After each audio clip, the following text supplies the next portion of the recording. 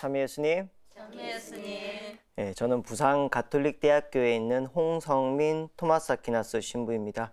저는 인문교양학부 소속으로 학생들에게 중독과 사회라는 수업을 하고 있고 또 평생교육원에서 중독 전문가 과정 담당하고 있습니다. 오늘 주제가 하나님만의 참 평화인데 중독과 평화가 무슨 관계가 있을까 의아하신 분들도 계실 겁니다. 제가 강의 중에 저는 이 중독을 평화와 굉장히 밀접한 관계가 있다고 생각을 하는데 왜 그렇게 생각하는지 강의를 통해 여러분들과 나누고자 합니다. 강의에 앞서서 이제 시작기도 하려고 하는데 시작기도로 여러분들이 아마 처음 보는 기도문일 텐데 평온함을 구하는 기도라는 것이 있습니다. AA라고 익명의 알코올 중독자라는 뜻입니다. 알코올 중독에서 벗어나고자 하는 회복자들이 우리 성당으로 치면 레지오처럼 일주일에 한 번씩 모여서 자신들의 삶을 나누고 또 회복의 의지를 다지는 모임인데 거기서 하는 기도입니다. 그런데 저는 이게 우리 신앙과도 굉장히 밀접하게 연관이 되어 있고 제 강의 주제와도 연관이 되어 있다고 생각을 해서 제 강의 동안 시작기도로 이 기도로 이제 하려고 합니다. 그래서 같이 시작기도로 평온함을 구하는 기도 같이 하겠습니다. 성부와 성자와 성령의 이름으로 아멘. 다 같이 하겠습니다. 하느님, 어쩔 수 없는 것을 받아들이는 평온함을 주시고 어쩔 수 있는 것은 바꾸는 용기를 주시고 그리고 이를 구별하는 지혜도 주소서. 아멘. 성부와 성자와 성령의 이름으로 아멘. 예, 저희가 시작 기도로 이 AA의 평온함을 구하는 기도를 했는데 보통 사람들 생각할 때는 알코올 중독 회복자들의 모임이라고 한다면 기도문에 뭐 술의 유혹을 멀리하게 하시고 뭐 술을 끊게 하시고 이런 기도문이 들어가야 될 거라고 생각하지만 막상 기도문 안에는 그런 내용은 없습니다. 본인들이 회복의 과정을 겪다 보니까 정말 중요한 것이 내가 할 수 있는 것과 할 수 없는 것을 구분하지 못해서 거기에 막 미련을 두고 때로는 뭐 불안해하고 그러다가 이제 술을 먹었다는 거죠. 그래서 그것을 벗어나는 방식으로 내가 못하는 것과 할 수 있는 것을 구분하고 할 수 있는 것은 하는 용기 또 할 수 없는 건 받아들이는 평온함 이렇게 구한다는 겁니다. 제가 이거에 대한 기도문에 대한 자세한 내용은 제가 다 강의 중에 또 한번 자세하게 설명드리겠습니다. 먼저 여러분에게 먼저 묻고 싶은데 중독이라는 말 많이 들어보셨죠? 그죠? 예. 뭐, 여러분도 알고 있는 중독 뭐가 있을까요? 무슨 중독 알고 계십니까? 게임 중독, 알코올 중독, 또 쇼핑 중독. 많이 알고 계시죠? 그죠? 예전에는 제가 물어보면 뭐 알코올 중독 혹은 약물 중독 이렇게 대답하셨습니다. 근데 요즘엔 도박 중독, 뭐 그러다가 이제는 성형 중독, 쇼핑 중독, 일 중독, 운동 중독, 중독이라는 말이 너무 많아졌어요. 자, 그러면 뭘 가지고 중독이라고 할까요? 우리가 전문가들 말고 일반적으로 일상 사람들이 있을 때 뭐 우리 애가 게임 중독 같아 아니면 저 사람 알코올 중독 같아 이런 말 하잖아요. 그죠? 뭘 보고 중독이라고 할까요? 보통 사람들은 시도 때도 없이. 맞습니다. 시도 때도 없이. 조금 다른 말로 하면 많이 한다는 거예요. 너무 많이 한다. 저한테 오면 신부님 우리 남편 알코올 중독인 것 같아요. 술 너무 많이 먹어요. 아니면 신부님 우리 애가 게임 중독 같아요. 게임 너무 많이 해요. 이런 얘기를 하시거든요. 많이 한다, 자주 한다 이렇게 생각을 하세요. 그게 중독이다. 그러면 바라는 게 뭐냐면 끊거나 줄이기를 바라는 거예요. 술 좀 안 먹게 해주세요. 게임 좀 안 하게 해주세요. 많이 하는 게 문제니까 안 하면 문제 해결이죠. 그죠? 보통 이렇게 많이 들어갑니다. 그런데 제가 제일 많이 보는 게 그런 거예요. 알코올 중독이셨던 분이 술을 정말 어렵게 끊으셨어요. 어렵게 끊으셨는데 끊고 도박하세요. 도박 중독에 빠졌던 분들이 도박 아주 어렵게 끊었는데 그날부터 술을 너무 많이 드세요.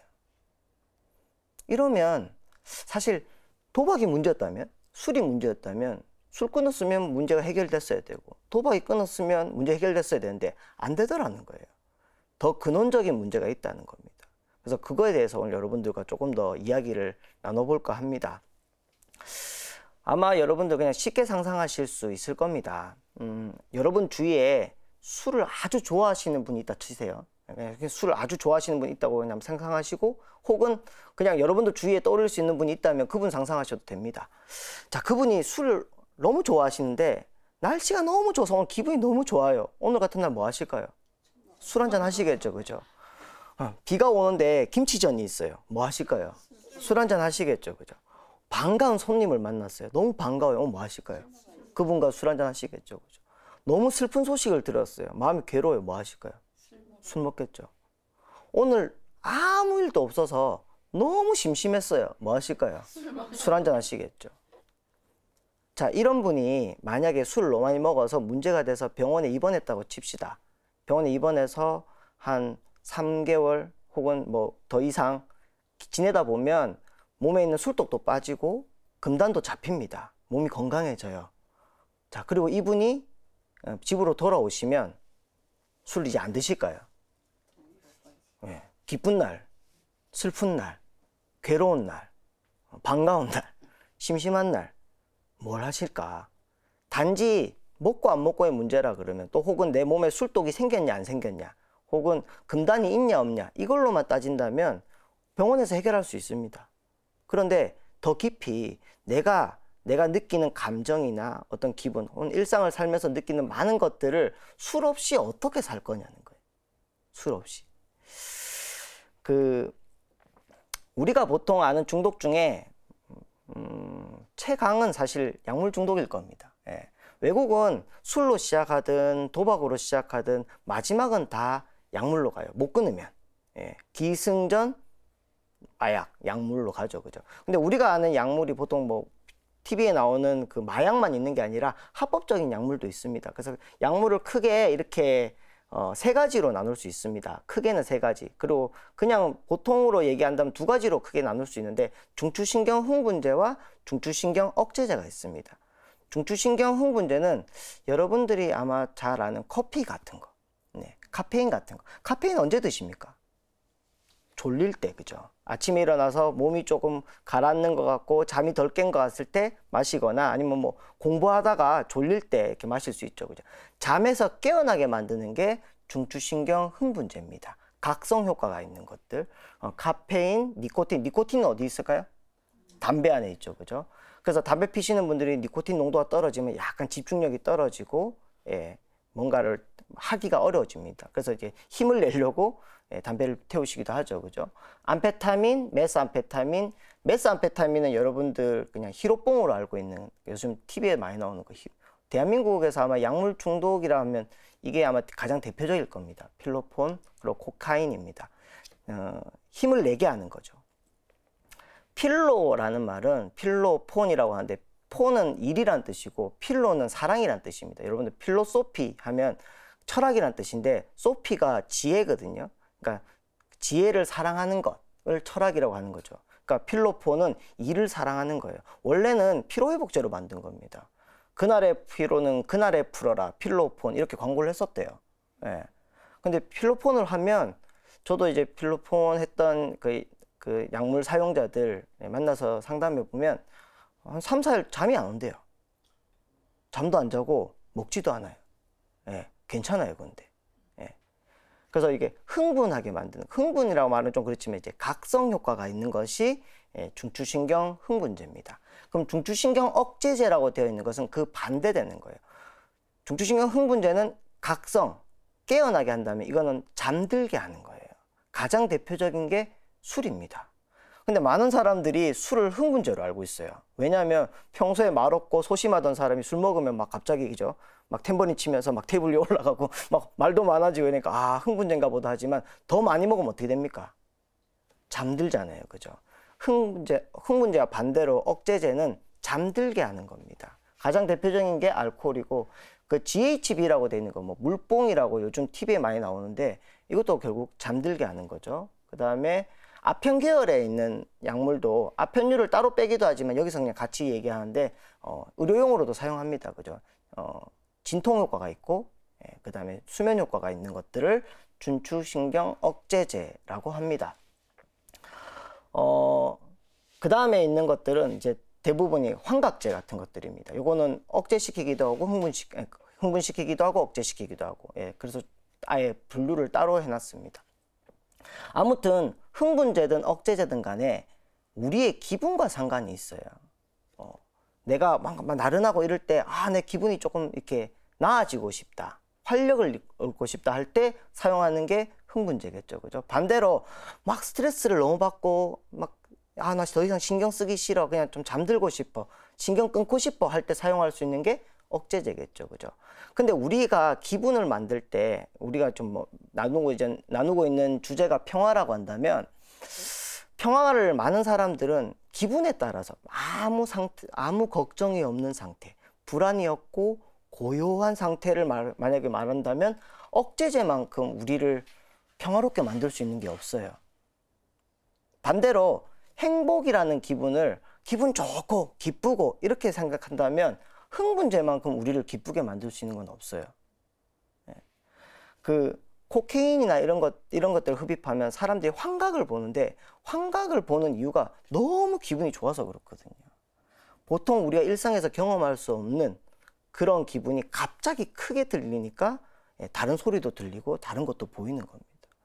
그리고 중추신경 억제제에 있는 헤로인이라는 마약이 있어요. 헤로인. 여러분도 혹시 들어보셨는지 모르겠는데 외국이나 특히 유럽이나 미국에서는 제일 문제되는 마약 중에 하나가 있죠. 헤로인입니다.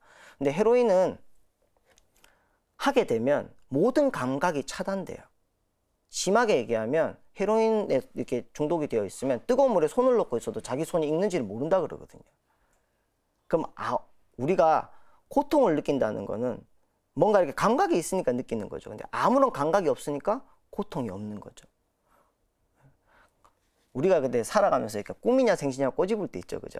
꼬집고서 아프면 뭡니까? 살아있는 거예요. 생시죠. 그죠? 뭐 어떤 책에는 아프니까 청춘이다 라는 말도 있지만, 조금 여기서 얘기하는 걸로 하면 아프니까 살아있는 거죠.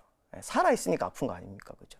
근데 살다 보면 이 고통 때문에 도저히 못 살겠다, 이것 좀 없애줬으면 좋겠다 하지만 이 중독의 그 모수는 그것 때문에 못 살 것 같았는데 고통이 없어지니 삶 자체가 없어져요. 아무것도 안 느껴지기 때문에 내가 일을 해야 될 이유도 없고 뭐 씻어야 될 이유도 없고 냄새도 안 맡아지니까요. 그래서 헤로인 환자들은 정말 삶 자체가 없어지거든요. 그래서 중추신경 흥분제, 중추신경 억제제를 본다면 우리가 보통 생각하는 그 행복이라는 게 단순히 기분 좋고 혹은 걱정이 없고 그런 상태가 아니다라는 것을 알 수 있죠. 저희가 지금 나누고자 하는 주제가 평화인데, 세상이 말하는 평화가 과연 뭔가를 생각해보고, 그렇다면 그게 만약에 아니라면 진짜 우리가 추구해야 될 참 평화가 무엇인가를 이 중독이라는 주제를 통해서 아마 여러분들과 이야기 나눌 수 있을 것 같습니다.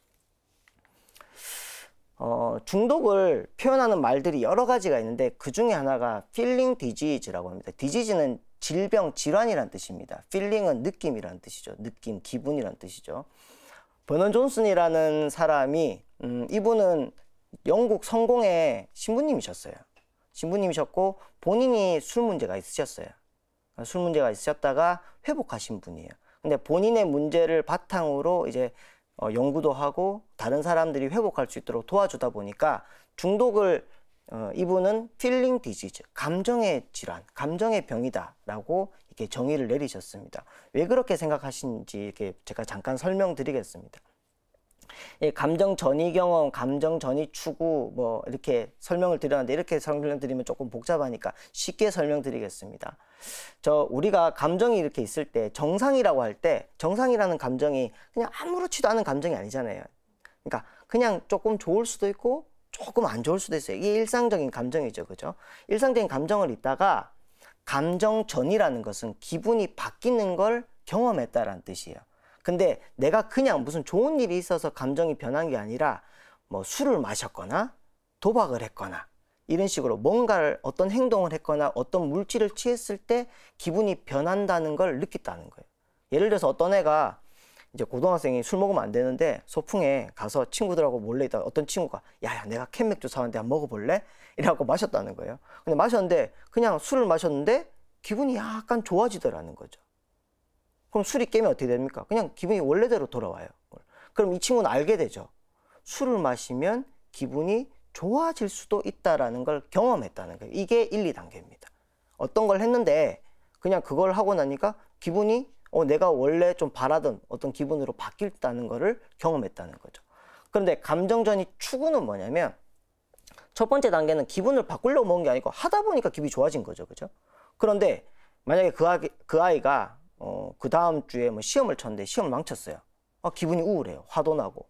근데 갑자기 뭐가 생각나요? 술이 생각나요. 왜? 술 먹으면 기분이 좀 좋아질 것 같거든요. 좀 달라졌죠. 그죠? 아까는 그냥 하다 보니까 기분이 바뀐 건데 이제는 기분이 바뀌고 싶어서 그걸 기억했다는 거예요. 예. 그래서 감정전이 추구, 내가 지금 안 좋은 기분을 바꾸고 싶어서 이제 술을 마셨다. 이게 감정전이 추구입니다. 그런데 이까지만 해도 술이 깨고 나면 정상 범위로 돌아옵니다. 그런데 이제 4단계에서 8단계로 가다 보면 이제 안 좋아질 때마다 아니면 좀 우울해질 때마다 아니면 좀 기분이 몸이 좀 가라앉을 때마다 그걸 풀기 위한 수단으로 술을 쓴다는 거예요. 그럼 계속 이렇게 하다 보면 술이 깰 때 그냥 원래의 상태로 돌아오는 게 아니라 조금씩 나빠지는 상태로 들어갑니다. 그러니까 술을 안 마신 상태가 정상의 상태가 아니라 술을 안 마신 상태가 뭔가 기분이 안 좋은 상태가 된다는 거죠. 그래서 술을 더 먹게 된다는 겁니다.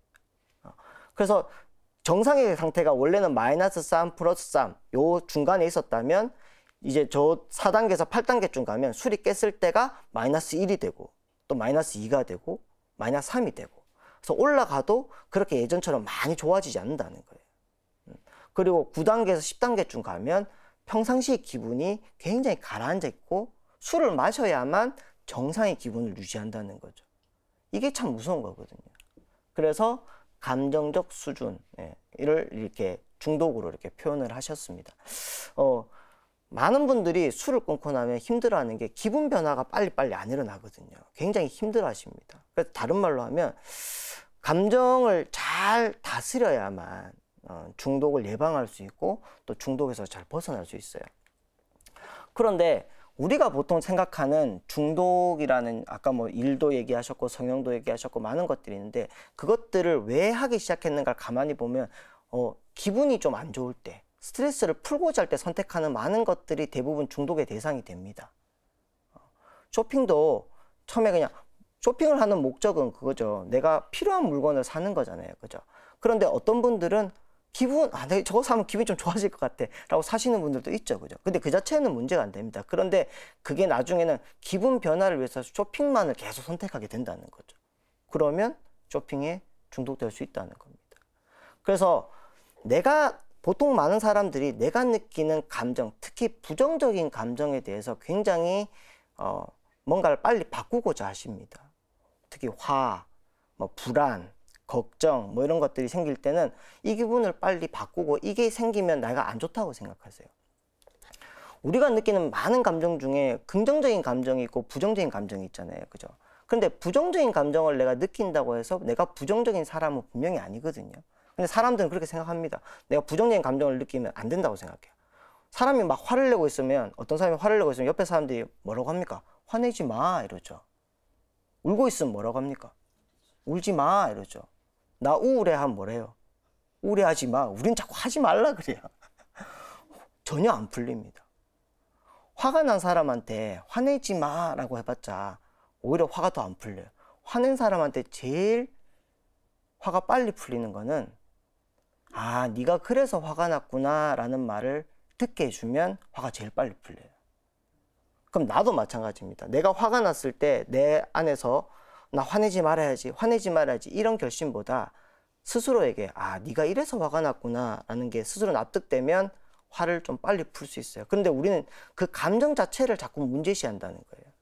감정이 문제가 아니라 감정을 표현하는, 감정을 달래는 그 방식이 문제라는 거예요. 우리가 보통 생각하는 어떤 중독의 대상들, 술도 있고 일도 있고 사람도 있고 종교도 있습니다. 종교도 중독이 있어요. 그런데 보세요. 술 이렇게 할 때 술 먹고 잊어버려야지. 이거 기분 나쁜 거 잊어버려야지. 이렇게 생각하시죠. 그죠? 그 다음에 일에 빠졌을 때 내가 지금 너무 힘들다. 일이나 해야겠다. 일로 잊으려고 한다는 거예요. 사람에게 의지할 때도 있습니다. 근데 우리가 사람도 필요하죠. 내가 너무 힘들 때 사람을 통해서 위로도 받고 의지도 하면 좋잖아요. 그죠? 그런데 그게 너무 심해서 그 사람이 없으면 내가 못 살 것 같다. 이럴 때는 그것도 관계 중독이 될 수 있다는 겁니다. 종교 중독. 제가 이거 노래 가사에서 따왔는데 노래가 문제가 아니라 주 날개 및 내가 편히 쉬리라. 그럴 수 있죠. 그죠? 주님 날개 밑에서 내가 힘들고 지친 마음 잠깐 쉴 수 있어요. 근데 잠깐 쉬고 어떻게 됩니까? 다시 나가야 되죠. 그죠? 안 나가면 뭡니까? 중독이라는 거예요. 종교 중독과 건강한 종교 생활 구분하기 참 힘듭니다. 그런데 우리가 미사가 다 끝날 때 신부님이 매 미사 끝날 때 뭐라고 합니까? 미사가 끝났으니 가서 복음을 전합시다. 그 가라는 말이 핵심이에요. 건강한 종교 생활은 가는 데 있는 거예요. 내가 성당에 와서 기도하고 위로받고 다짐하고 다시 내 직장으로, 내 가정으로, 내가 살아야 될 삶의 현실로 가기 위해서 여기 와 있다는 거예요. 그런데 여러분들 보통 사회적으로 문제가 되는 그 사이비 종교들 있지 않습니까? 사이비 종교는 딱 그럽니다. 못 나가게 하죠. 여기만이 구원이고 여기만이 살 길이고 나가면 악이고 죄고 그렇게 얘기하죠. 그죠? 종교 중독이라는 거예요. 근데 건강한 종교를 믿으면서도 종교 중독에 걸릴 수도 있습니다. 똑같은 거예요. 술을 마시는 게 문제가 아니에요. 내가 너무 기분이 안 좋으면 술 한잔 할 수 있죠. 그죠? 근데 술 한잔 하고 다시 그것으로 위로를 받아서 다시 살아야 될 삶으로 돌아가면 괜찮은 거예요. 근데 술이 주는 위로가 너무 좋아서 나 그냥 여기 있을래. 술독에 빠진다 그러죠. 그죠? 술독에 빠지는 거예요. 종교도 똑같다는 거예요. 그래서 어떤 사람은 종교는 아편이다 이런 얘기 하죠. 그죠? 아편이 뭡니까? 마약이거든요. 하느님이 주시는 위로를 가지고 세상을 안 살고 그냥 거기 안에만 머물려고 하면 그건 마약하고 똑같다라는 얘기입니다. 칼 융이라는 유명한 심리학자가 있습니다. 그런데 이 사람이 이분이 표현한 것 중에 중독을 신과 하나 되는 경험에 비유하거든요. 근데 이게 중독이라고 한다면 우리가 보통 아는 알코올 중독, 약물 중독, 게임 중독, 인간의 삶을 완전히 망가뜨리는 거잖아요. 근데 이걸 어떻게 신과 하나 되는 경험, 이 거룩하고 가장 고귀한 이 경험과 동일치 않는가 좀 이해가 안 되기도 합니다. 그죠? 그리고 스카펙이라는 사람은 중독을 신성한 질병이라고 얘기하거든요. 저도 처음에는 이 말이 이해가 안 됐어요. 제가 만났던 알코올 중독자들이나 약물 중독자들 진짜 삶 자체가 술을 좀 많이 먹어서 몸 어디가 망가진 게 아니라 관계도 끊어지고 일도 없어지고 건강도 엉망이 되고 진짜 완전 삶 자체가 이렇게 흔들리는데 이걸 두고 어떻게 신성한 질병이라고 하는가 이해가 안 됐거든요. 이 사진이 굉장히 저한테는 굉장히 이렇게 의미가 있는 사진입니다. 제가 신학생 때 처음에는 저는 중독에는 관심이 1도 없었어요. 제가 관심이 있었던 것은 치료공동체라는 어떤 프로그램이었습니다. 치료공동체는 같은 문제를 가진 사람들이 함께 모여서 서로를 통해서 자신을 보고 또 서로를 통해서 회복하는 어떤 모임인데 제가 그걸 배우고 싶어가지고 미국에 유학을 갔을 때 치료공동체를 찾아보다가 뉴욕에 있는 치료공동체가 있더라고요. 그러니까 제가 거기 가고 싶다고 이렇게 편지를 썼어요.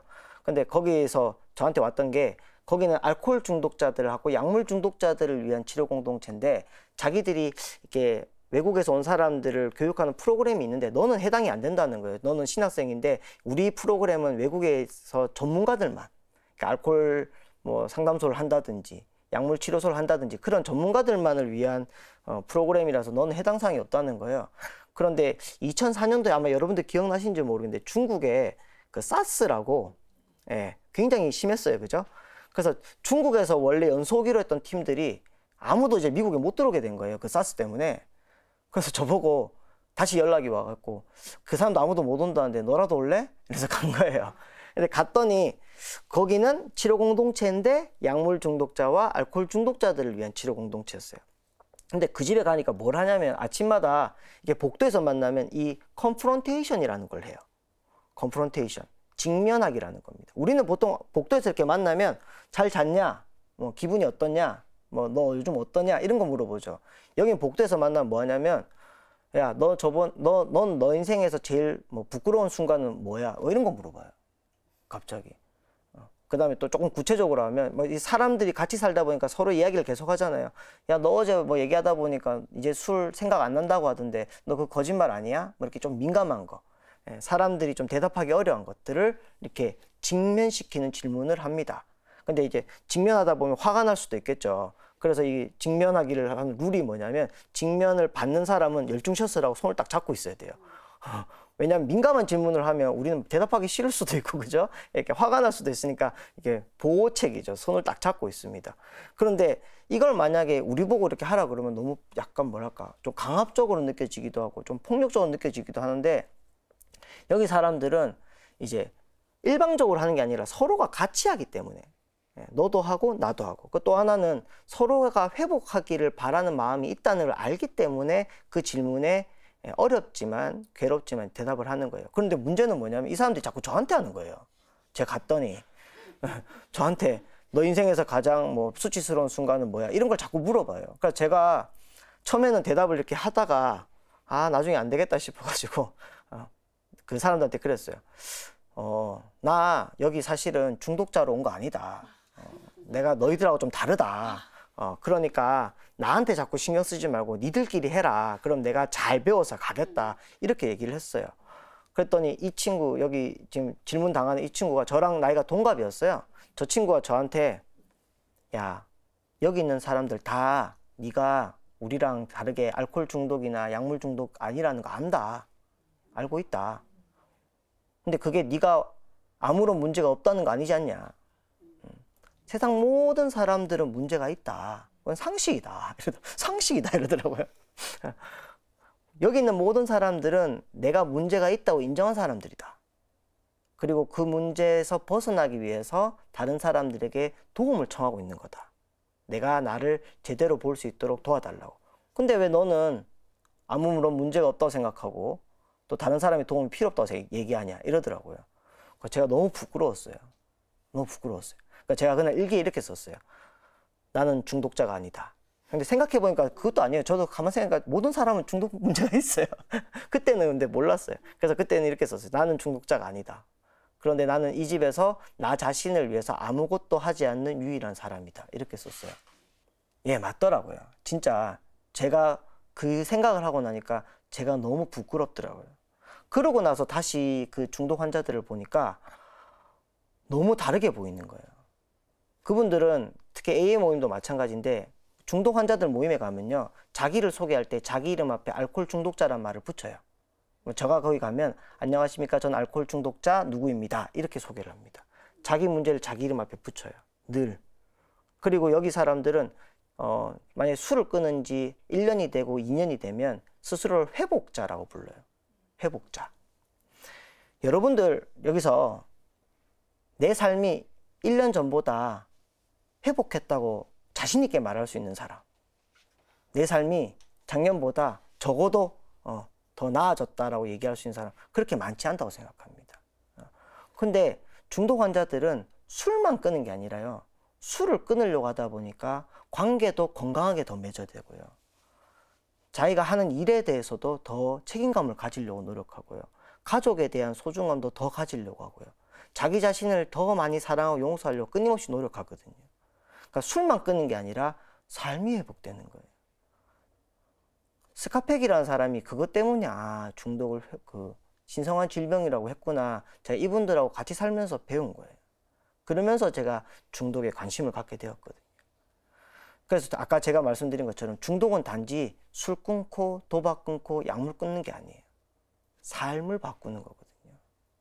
그 중독은 결국 어떤 부분의 문제가 아니라 전체의 문제입니다. 삶 전체에 두고 해야 될 문제인데 우리는 너무 중독을 어떤 부분의 문제로 바라보기 때문에 오히려 해결이 안 되고 해결이 된다 하더라도 다른 쪽으로 자꾸 이렇게 튀어갑니다.